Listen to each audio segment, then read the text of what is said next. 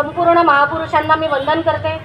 तसेच मंचकावर उपस्थित असलेले बहुजन समाज पार्टीचे पदाधिकारी, कार्यकर्ता आणि उपस्थित असलेले संपूर्ण बहुजन समाज पार्टीचे उमेदवार, आज मला या ठिकाणी तुम्ही मला संधी दिली बोलण्याची, त्याबद्दल मी बहुजन समाज पार्टीचे आभारी आहे। मला या ठिकाणी एवढंच बोलायचं आहे की ही लढाई आहे आणि या लढाईत आपण सगळे तयार आहोत, उभे आहोत। आम्ही या ठिकाणी या आज मंचकावर एक मी उमेदवार नाही तर एक कार्यकर्ता आहे, कारण की हा वारसा मला माझ्या वडिलांपासून मिळाला। 2007 मध्ये मी बहुजन पक्षातर्फे उमेदवारी लढवली। थोड्याशा अल्पशा मताने माझा विजय होऊ शकला नाही। माझे वडील वामसेपासून कार्यकर्ता आहेत आणि आज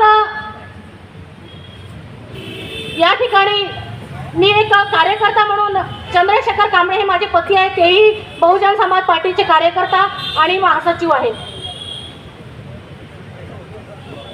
बाबासाहेब बोलले होते की जा आणि आपल्या घराच्या भिंतीवर लिहून ठेवा की तुम्हाला या देशाची शासनकर्ती जमात बनायची आहे। तर आपण शासनकर्ती जमात कसं काय बनवू? आज ही पालिकाची चुनाव या ठिकाणी होऊ घातलेले आहेत आणि आपल्याला प्रत्येक आपल्या उमेदवारांना आपल्याला भरघोस मतं देऊन आपल्याला निवडून आणायचं आहे।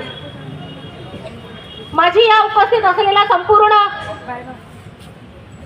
लोकांना आणि या जनतेला अशी माझी मनपूर्वक अशी माझी विनंती आहे की त्यांनी कोणत्याही आमिषाला बळी न पडता बहुजन समाज पार्टीच्या प्रत्येक उमेदवारांना आपले अमूल्य मत देऊन त्यांना विजयी करा, त्यांना महानगरपालिकेत पाठवा।